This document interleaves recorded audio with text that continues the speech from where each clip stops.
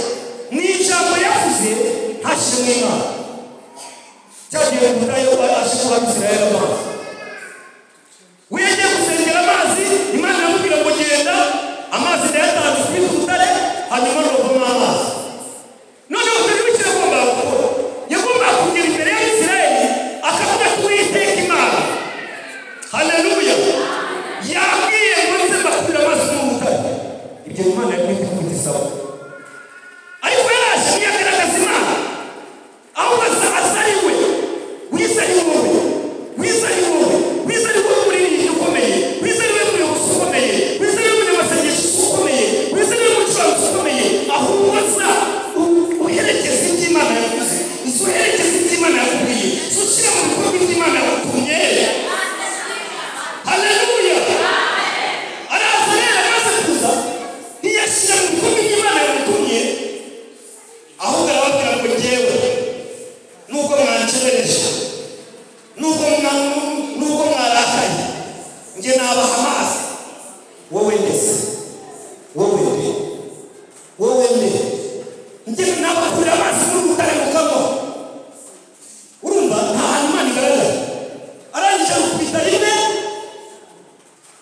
kubera ubwiyemeza bwongera bwa kabiri Imana yiravuze ko kwifuza nyine iramuterekanya ko ariko ndaza kuguhana mu kanya reka guseka imbere yabo reka nyatange ariko tubaza kuvuga itanga amazi bamaze kunywa nyine barishima bati dufite umuntu ukomeye byaye dufite umuntu ukomeye noneho bamaze kuyanywa uzi Imana yamubwiye ngo umunsi rero kubera kutavuze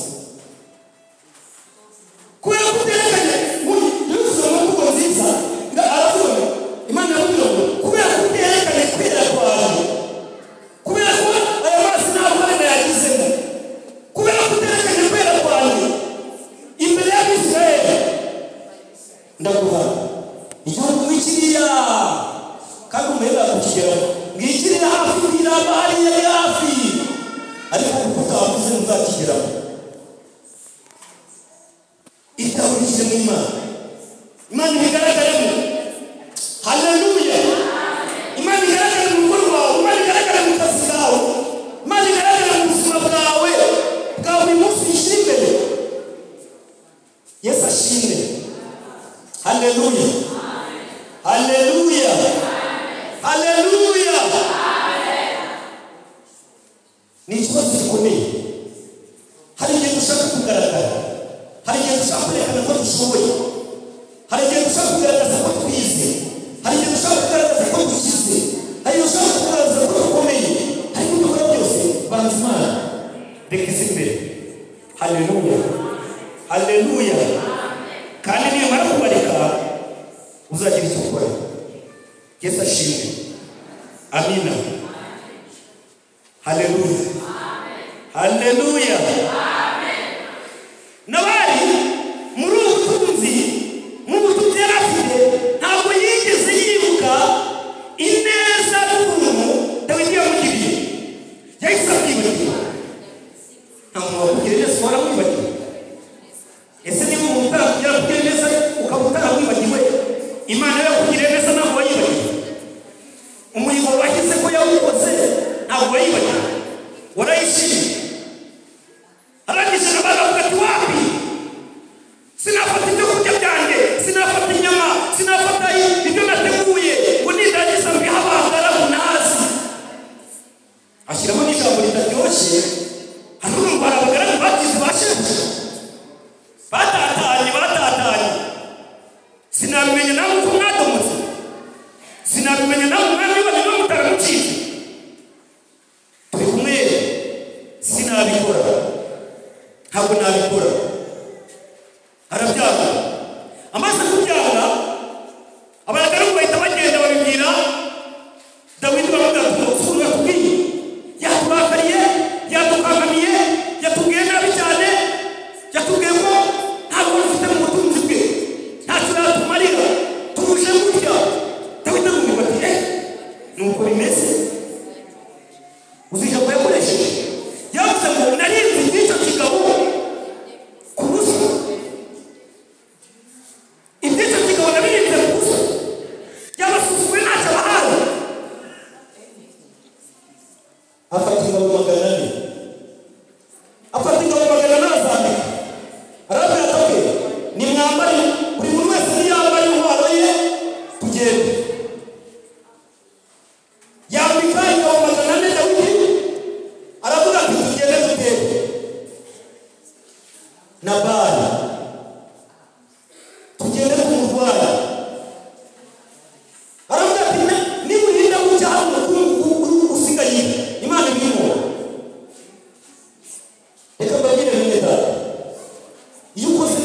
inabi agaruka.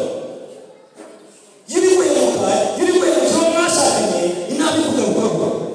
Yirikuye mu abaturanyi inabi kugaruka. Dawidi yasamuza arakaye. Aravuga ati ndahoreka. Kwa nabari ndahoreka. Urarira guca nta mukungu mukimu hasigaye. Ansusuye. Nararinze. Narakoze umurimo neza. Ntabwo nabyemera. Sinshobora kubyemera.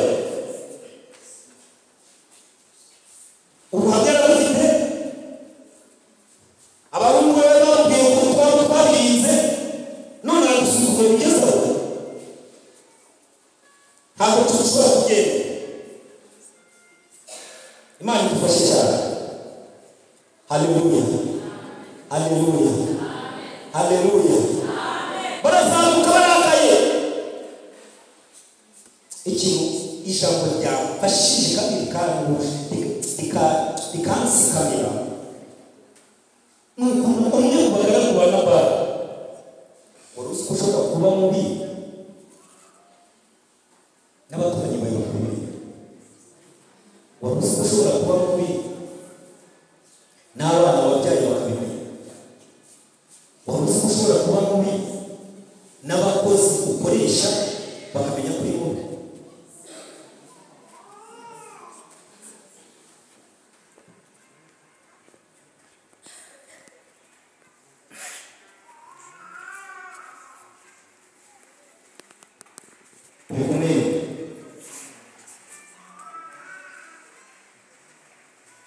Ikigaragara umukozi we umugaragu wa Nabali niwe wagiye guhirira nyirabuja ibanga. Aragenda aramubwira ati mabuja waruzi n'iki ndakorera. Dawidi yohereje abagaragu hano abagaragu 10 aza kubwira databuja ngo mu biganza bye byose ngo kibaye nabarangije harakamira yende cyangwa bataho kubaje hakamiriza ba none mamusha umenye kubireza umenye uko bitwara kuko Dawidi yarakaye yashika bazo yaraheze ko aje kugira databuja nawe ati kandi mamusha yaje kujyamo baje naho ngeze ni ati kandi mamusha ati nawe ni wowe ikigo n'iki ntabwo bagana nacyo umaze kugira ngo umukozi wo mu rugo ati yuko kumugire mugabo umenya kure urumva bidakomeye ibaze kugira ngo umukozi ukoresha mu rugo ariko kubera iki umugabo yicishije n'ijisho yiyakuye agaciro yiyakuye umuntu noneho bituma n'abakozi yakoresha nabo bamucishije n'ijisho ntibatinya kubwira umugore we yuko ari ikigo. Umugaragu muze gusoma muraza kubagera kubera kuri 16 kumanuka hasi. Umukozi umugaragu araza abwira abirera amubwira ati umenye uko witwara kuko dore turindwa yasinye yarakaye yashiriwe ati kandi mamusha nawe niwo yosinye nawe niwo ikigo kingana n'abandi ikigo n'iki twavugana nacyo ariko ihita wishyira mu mwanya w'uwo mumama ihita wishyira mu mwanya w'uwo mugore barimo gukurikira umugabo n'ubwo yakoze amakosa ariko ni umugabo nubwo ari ikigo kinini kigenda kigakora bya bindi n'iki ariko ni umutwaro. Iyo wimura agaciro n'abakozi barakubagucisha n'ijisho. Iyo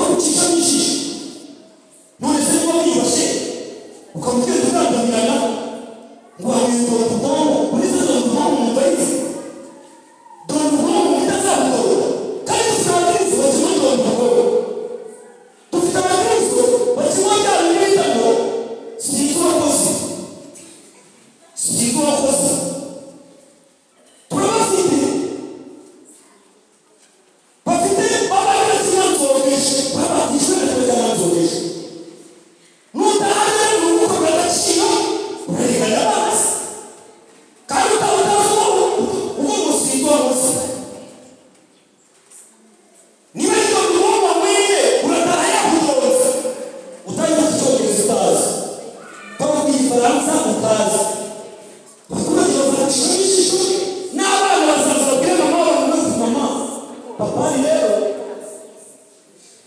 nubwo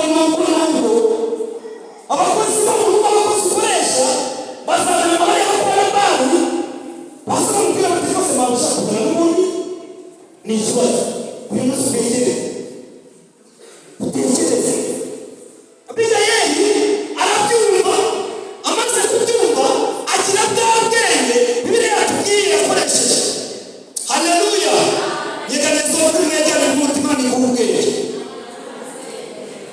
agira ubwenge amaze kugira ubwenge haleluya amaze kugira ubwenge ntabwo yahise ajya kuba burya hari igihe umuntu abura ubwenge agahita ajya umuntu niba ari mu mafuti arirengera nujya kumubaza rero ngo wakoze ibi arakusubiraho imbaraga mbi Abigayeli yaramwishe abisha Dawidi abisha umugabo we Nabali amaze kubimwisha wahubwo ngo ahise agera haleluya ahita afata ibitsi ijana ahita afata inzabibu haleluya amaseri y'inzabibu 200 ahita afata inyama z'intama 5 zihiye haleluya ahita agenda akora ku by'ingenzi kuko bari abakire ntacyo bari babuze bari babifite ibyo gutanga ahubwo ikibazo ni ubusambo umugabo yari yibitseho ariko ibyo gutanga byari bihari ibyo gutanga se bari bihari n'ubizi se hari Imana itakoze se umugore rero yahise afata kuri ibyo abonye hafi arabifata amaze kubifata abishyira ku matandiko abishyira ku ndogobe abwira abagaragu ati rero mwebwe mwihute mugende imbere nanjye ndashaka kurikiye nabari ntiyabimubwiye yabimwishe haleluya haleluya baragenda bageze hakurya ngo bahura n'ingabo za Dawidi bageze n'ingabo za Dawidi ngo bahura ahantu mu muhora bamaze guhura ahantu mu muhora nuko ngo haleluya Dawidi ngo agikubita amaso Abigayeli nawe yabikubise amaso Abigayeli Bibiliya ivuga ngo ahita amanuka ku igare ahita amanuka ku ifarashi amaze kumanuka ngo aramanuka ahitamo amugwa imbere amugwa ku birenge agwa ku birenge bya Dawidi arangije amubwira ijambo ryiza haleluya haleluya haleluya amugwa ku birenge arangije amubwira ati mugire umugisha arangije amubwira ati umva kiriya cyaha uba ari jyewe ukibaraho umunyabwenge nugira ubwenge uzubaka nugira ubwenge uzabaho nugira ubwenge uzarangiza haleluya aravuga ati icyo cyaba ari cyo kibaraho nyakubahwa Dawidi icyo cyaba ari cyo kibaraho Yesu ashimwe icyo cyaha uba ari cyo kibaraho umusha wawe kandi avuga ati umusha wawe nkundira ngira icyo mvuga nkundira ngira icyo mwisabira rwose ihangane niwite kuri kiriya kigo ngo ni Nabali n'ubundi niko yitwa izina rye ni Nabali izina ni ryo muntu Nabali ni ryo zina rye kandi urupfu ni rwo rumuranga ntacyo yakora kizima ni Nabali n'ubundi nyakubahwa mwami Dawidi n'ubundi niko yitwa niryo zina rye urupfu ni rwo bumutunze ni rwo buzima bwe ubabare umugabo umusha wawe arangije avuga ijambo ry'ubwenge haleluya aravuga ati ariko jyewe umusha wawe ayo makuru sinayamenye abo bagaragu ntabwo nababonye abo bantu batumye si bangezeho haleluya ariko wamenyeye amakuru dore amaturo dore ibyo nazanye bishyikire uhereza abagaragu bawe kandi dore n'umuntu uzaba umwami dore n'umuntu uzakomera utazamara kwima ingoma utazamara kuba umwami ukicuza amaraso ya Nabali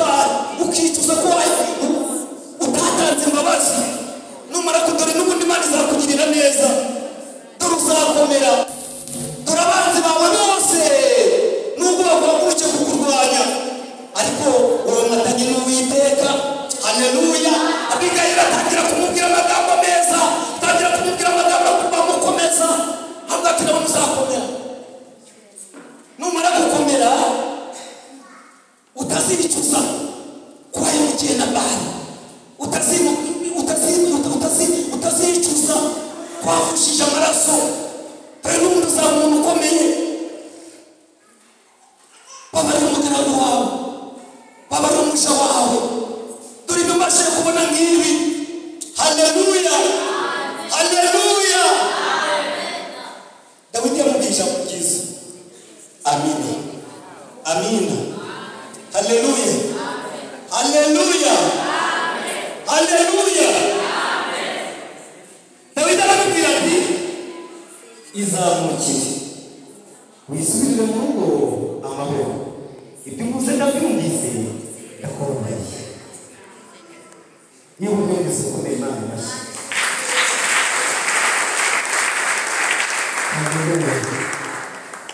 Haleluya. Aramubwira ati izamukire. Ariko yarabanje gushima, yarabanje kumubwira ngo urakoze, undinze kugirwaho n'urubanza. Imana yatumye uza kumutangana ishimwe, kandi nawe ushimwe, kandi n'ubwenge bwawe bushimwe. Niko Dawidi yabwiye Abigayili. Haleluya. Kuko Abigayili nawe yamubwiye ijambo rikomeye. Yenda gusoza yaramubwiye ngo kandi mwana, numara kugera ku ngoma, numara kugera mu gihugu, numara kuba umwami, uzibuka umuja wawe kuko n'ubundi nta rushako rwanjye mfite. Ibyo ngibyo nongeyeho ntabwo biri muri Bibiliya. Ariko kuba ibyo bitewe n'iki? Kuko iyo usomye iyi ngo yasubiyeyo basanga ukuntu abandi ngo umugore yagiye gupfukama. Ariko reka bivuge nitonze, reka ibintu bivuge nitonze, ni hafi no gusoza. Urumva umugore yagiye gupfukama ngo umuryango ubeho, umugore yagiye gupfukama ngo icyo kurya kiboneke, umugore yagiye gupfukama ngo minerivare iboneke, umugore yagiye gupfukama ngo ubuzima bukomeze be kubarimbura. Nabari we yahise mu rugo yahise agira akabari. Muze gusoma byose ntabwo naza kubivuga bisoma ngo bakure hano nahabarara. Umugore yaragiye gusanganira Dawidi, Nabali we mu rugo yahise agira akabari. Kuko yageze gusoma imirongo hepfo ngo mu rugo umugore yaragarutse ngo asanga ngo yasinze, gusanga yarangiye, gusanga yasinze, ngo yakoresheje umunsi mukuru udafite izina. Nose ureka mubwira, ushobora gukoresha aniversary yawashakiye, ugakora aniversary y'abana, ugakora aniversary runaka, ariko nta zina bigeze bashyiraho. Mpamvu ni ibintu bidafite gahunda, ni ibintu bidafite ubwenge, ni ibintu bidafite umurongo, ni ibintu ukora ubona bifite umurongo. Ya hari abantu bakora ibintu nusi ni haya tuka dosene behava kuna nta murongo bivuga, murongo ukabona nta murongo bivuga.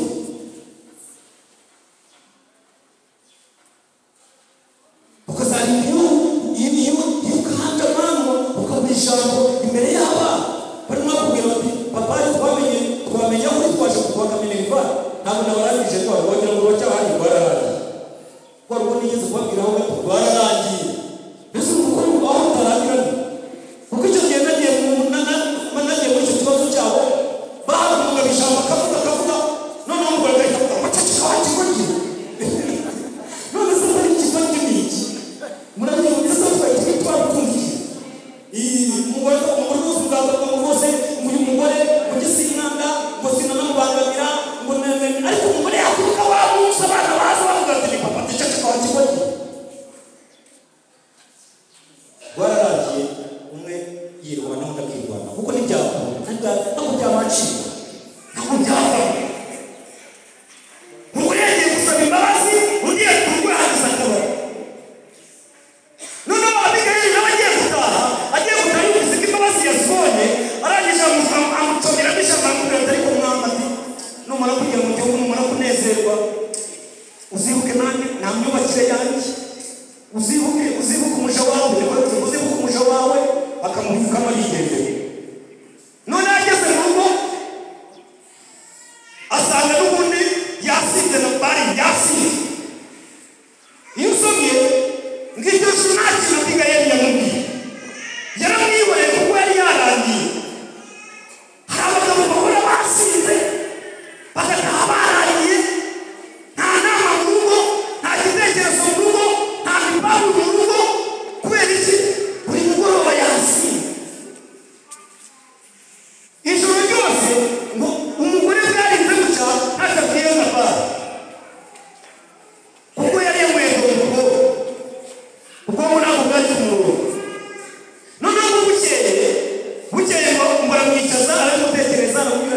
hariya, ejo twari kurimbuka, ejo ibintu byari byadukomeranye, nyine Dawidi yaraje n'ingabo aje kutuzimya, aje kutwica kugira ngo nabigenje, nafashe ku nyama mfata no ku maturo mfata no ku nzabibu mfata na hehe, ndagenda ubundi ejo twari turangiye, kandi nyine ni ibibazo nyine ntabwo namenye ko intumwa zaje ukazisuzugura, ejo twari tugiye gupfa. Abimubwira kuko abona yasimbutse, ariko amaze kubimubwira Nabali ngo biramucana biramuyobera ahinda umushyitsi. Noneho ndimo nsoza urebe ibihembo 38 ariko umunani sobe aho twari turi nyine 38 urebe ibihembo. Reka mbabwize ukuri, Imana yacu reka tuyikorere neza. Twibuke hashize iminsi ingahe Imana imugisha, hashize iminsi ingahe, iminsi mike, ibihembo by'ibyaha ni urupfu. Hashize iminsi mike cyane, iminsi 10 yonyine. Kubera iki? Kubera amarira, kubera ko buri wese afite amarira tutazi ubwira urwaye, cyangwa afite amarira tutazi ubwira. Haragenda kumutekereza, aramubwira, amaze kubimubwira, nuko Nabali asanga ntacyo bigaruye, asanga ntacyo agikoze, asanga ntacyo gikemuye. None Imana kuri uwo murongo wa 38, Imana ibonye Nabali atihaniye, Imana ibonye atisubiyeho, hashize iminsi 10 yonyine. Ngo Imana iragenda igira gute? Iragenda igira gute? Ikubita Nabali, iramukubita nihuse kugira ngo uzere. Nabali amaze kuva, Dawidi amenya amakuru, yibuka cyashaka y'ubuzima bw'atariko n'ubundi nanjye urugo n'idanje nugera mu bisubizo uzibuka umushora turi kumwe. Uwo muntu ufata nabi, hari abandi bamufata neza. Uwo muntu wambaye agaciro, hari abandi bamuha agaciro. Ako kazi ukora nabi ukica, hari abandi bagakora neza. Iryo shuri wiga nabi wiga nabi, hari abandi ubuzima bari bagize neza. Ibyo bintu ndahimbara, urwo rugo ndahimbara, hari abarushaka batarabona cyangwa baruzi ibintu babihaye agaciro. Bwira mbere y'ibintu byawe ni agaciro. Mubivuze ko ari munyeganyeza cyane kuri ibyo byawe biha agaciro. Haleluya, haleluya. Agakecuru kawe gaha agaciro, agasaza kawe gaha agaciro, akazi kawe gaha agaciro, umwana wawe muha agaciro, itungo ryawe riha agaciro, ikimana yaguhaye cyose giha agaciro. Haleluya. Kubera ko ibyo ngibyo ufite hari abantu batabifite, kandi babibonye babifata neza. Dawidi yamaze kumenya ko Nabali yapfuye, ahita atuma abagaragu abacisha ku ruhande, kuko uwo munsi nawe yari yamukubise akajisho abona ni mwiza, ariko aravuga ati ntabwo nabigenza nyine, ndetse ko kamubanira wa Nabali nyine ntabwo nabigenza. Amukubisemo ka kajambo aravuga ati ariko nanjye ndakubitwa mu rugo, ubuzima buragoye, nugera mu gihugu n'ubuhamya ibintu bimeze neza, uzibuka umugaragu umuja wawe. Dawidi yahise amwibuka ngo amutuma y'intumwa, kuko nta cyaha yari agifite, kuko mugabo Nabali yari yapfuye. Namubaho nakosa Dawidi yari agifite, kuko nta rugo yari ashe. Ibintu byawe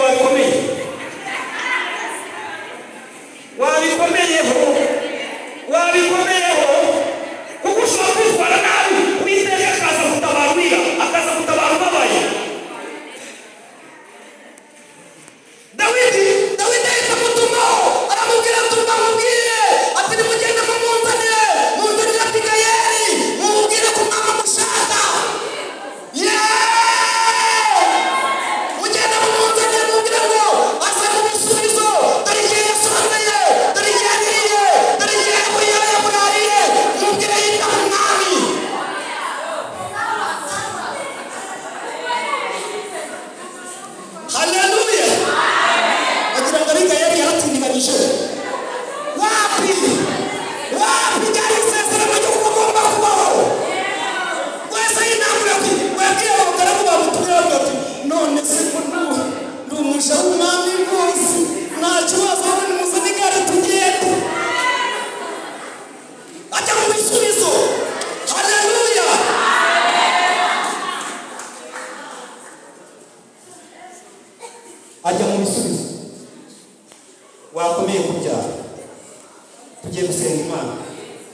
bakomeye kubyara ariko yaragenda mubizi ko ari mama wa Salomo kandi yamubyaye aho ngaho nyine nubizira niwe yigeze ahita abyara Salomo nyine umva n'izina rye ryaramamaye rishobora kuzima ariko babwiye kwa Nabali bari wese barazwa haleluya yageze no nabo mwamikazi no narasharama igitenge kibona aho gifata ijipo ibona aho ifata bajya kurigisha nawe bajya kurikota nk'abandi arahembwa haleluya ababona neza ko Imana yamusohoje amasezerano ibuka neza y'Imana uyu mwaka utangiye ibuka neza y'Imana Imana yagukoreye muri uyu mwaka ushize kuko uyu mugore yibuka neza y'Imana ituma ajya gusaba imbabazi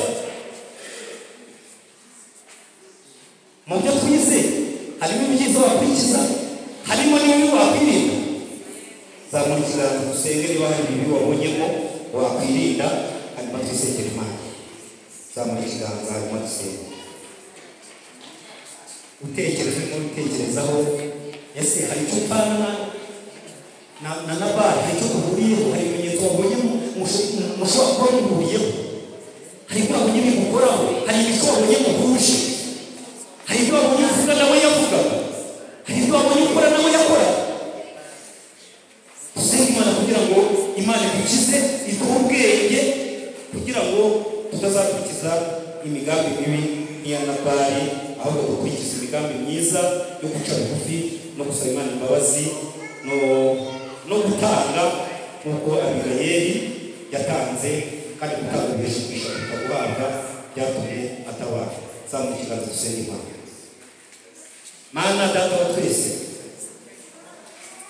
uri Imana ishobora kubohora umuntu uri Imana ishobora gukiza dore ibiganza by'abana bawe mwami bazamuye kubera ko hari imirimo ishobora kuba igaragara ariko imeze nk'iya Nabali hari imirimo hari ibyo dushobora kuba duhuriyeho nawe mwami turatsinzwe n'ijambo ryawe babarira buri muntu wese ari uzamuye ikiganza n'ukweretse umutima we umweze umutunganye kugira ngo dushobore kuvuga neza dushobore gutanga dushobore kwibuka ineza yawe dushobore kwibuka ubutabazi bwawe dushobore kwibuka imirimo yose wagiye udukorera urakoze rero ijambo ryawe ni rikuru niyo mpamvu mwinginze kugira ngo umuntu wese ugutegeye ibiganza umwumve kandi umwumvire kandi umuzamure kandi umutsindishirize urwanya ibimurwanya muhiga ibimuhiga kugira ngo abashe kuba mu nzira nziza y'Ukristo kugira ngo uzaza tuzase nawe ubwo uzerekanwa tuzase nawe